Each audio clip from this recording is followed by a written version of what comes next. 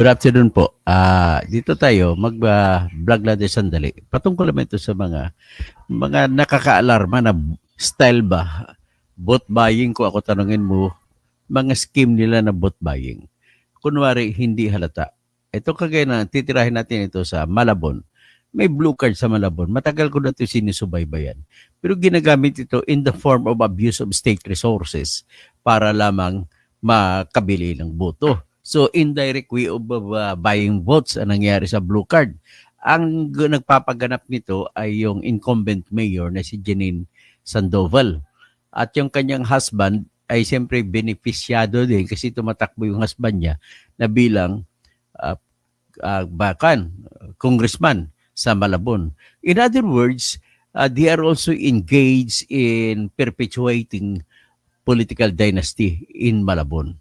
So, tumatakbo ng re-election yung asawa na si Janine Sandoval at tumatakbo rin ng husband na si Ricky Sandoval na congressman.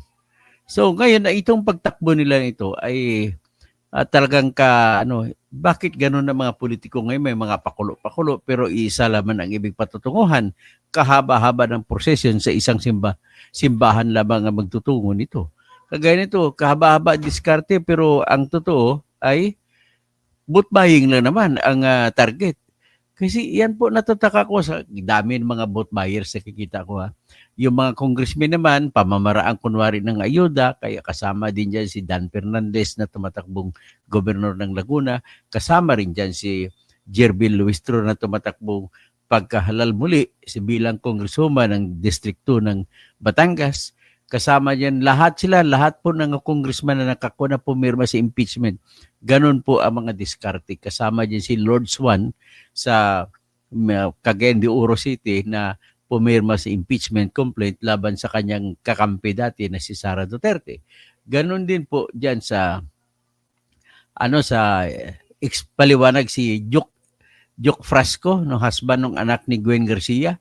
Nagpapaliwanag siya, narinig ko talaga paliwanag, pasensya na kahit pumirma ako ng impeachment. Biro mo, spokesman pa yung asawa mo ni Sara Duterte tapos pumirma ka ng tinatawag na impeachment. Kakahiya ka talaga, Joke Frasco. Kakahiya ka, sobra kakahiya. Tapos ang nagpapaliwanag ka sa mga tauhan mo, kailangan mo na makuha yung mga ayuda para sa iyong mga residente. Totoo ba yung mga ayuda binibigay mo ba? Hindi naman hindi na dumadaan sa inyong mga ayuda. So masyadong balahura pa talaga. So ngayon, hindi lang ikaw, marami pa ba si Mitch Kahayon, isa sa pinakauna na umamin sa Caloocan City. Bumanat naman siya, kinukuha lang daw niya, ayaw niya mawala ng kanyang constituents ng tinatawag na mga ayuda, kaya kinuha nilang pumirma na lang siya sa impeachment. In other words, pati ito si Paulo Ortega, ganun din yung target niyan. Tapos dahil kaya kadikit niya si Romualdez, talagang pinipilit niya na talagang impeach siya si Sara Duterte. Pero umamin siya nung nakaraan lamang na wala pala kayong ebidensya kung saan napunta ang confidential fund ni Sara. Bakit ka umamin? Ibig sabihin, bawal po yun magsampa ng kaso sa impeachment tapos aminin mo wala ka palang alam kung saan napunta ang pera. Unfair naman yan sa tao na kinakasuhan mo, pinagtatawanan mo pa kasi dami-daming mga resibo kasi hindi nakapangalan sa tamang tao. Totoo naman yan, understandable yan. Baka napaka-obs naman talaga itong mga congressmen to. Kasama na dyan sila mga abogado, mga congressmen. No? Hindi lang ako magbabanggit ng pangalan pero nabanggit ko si Frasco, pati si Atcharon dyan sa Jensen, kakampi ni Pacquiao. So nakatanggap ka rin, pumirma ka rin kay Sara na impeachment kasi dami-dami mong pera. Paano ngayon yan? Ganon din si Lumayag, congressman sa Pulumulok, sa South Cotabato. Nakatanggap ka rin kasi pumirma ka rin. Ibig sabihin po niyan, ay ang dami-dami, 240 congressmen tumanggap na ang pumirma ng impeachment at tumanggap sila ng 150 million na in soft projects at saka 100 million yung hindi soft, yung flood control projects. So ang soft projects dyan yung 50 million 25 million na ayuda sa AKAP at 25 million na ayuda sa AIX. So yan po, vote buying din po yan. Huwag na kayo magkukunwari na kunwari dumadaan sa DSWD.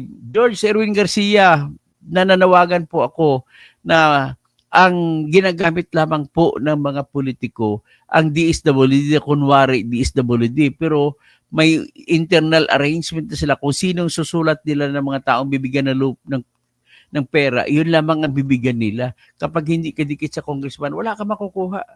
Ganun po yun. So, itong tingog party list ni Kwan, ubos yung pera ng bayad sa tingog party list.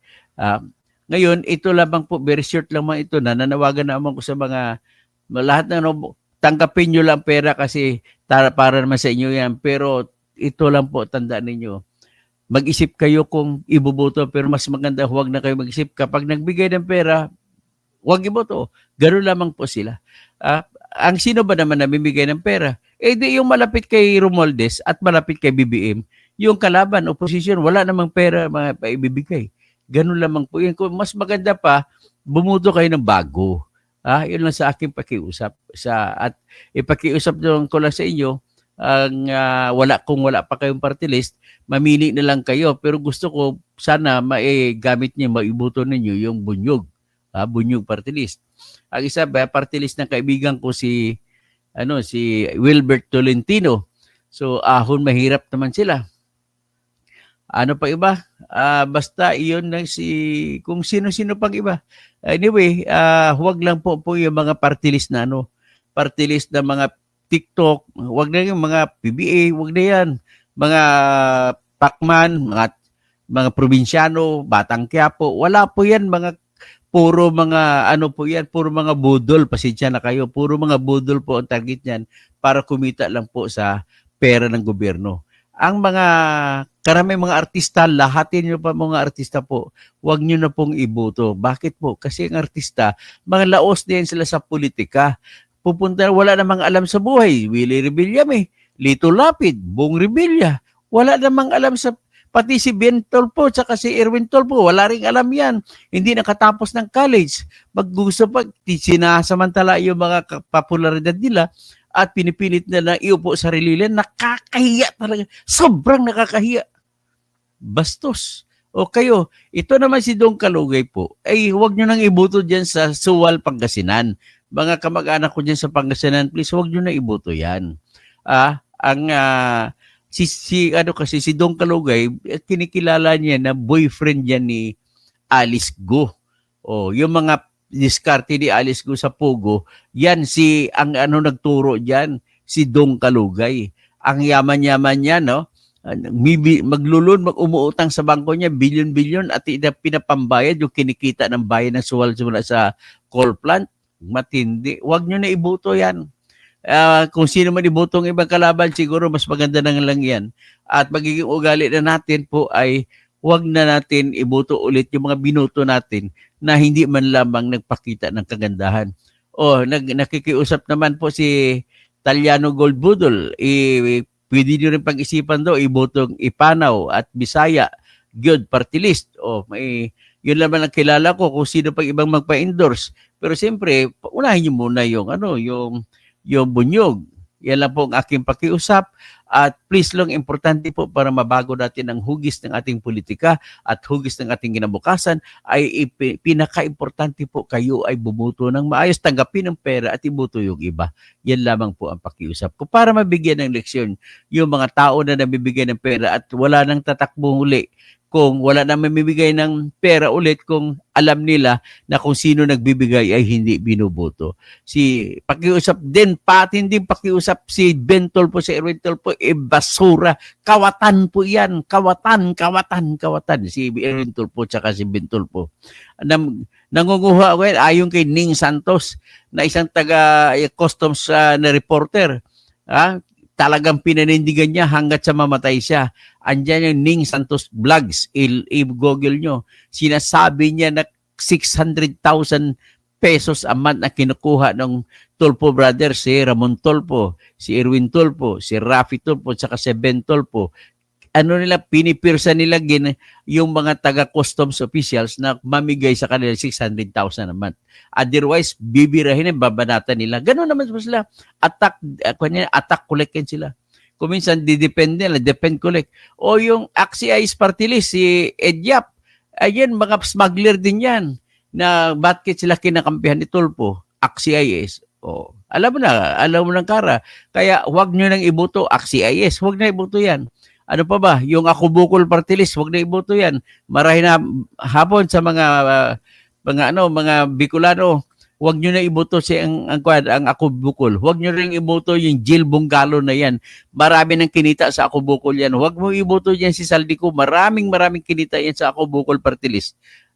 Huwag nyo na rin iboto yung si Rods Rodriguez na tumatakbong congressman sa ilalim ng One Rider. Ginagamit lamang yan si Colonel Busita. Si Busita, pwede nyo iboto. Pwede rin. Wala rin akong problema dyan. Magaling na congressman yan. Ibig sabihin, magaling din siya magiging senador.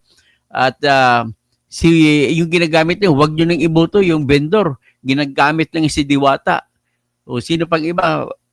Maggagawa po ako ng listahan, babalik ako at akin pong ibablog lahat-lahat at gagawang ko ng kulatilya kung bakit at sino sila. Okay? At sa susunod na pagbablog po ulit. Maraming salamat po.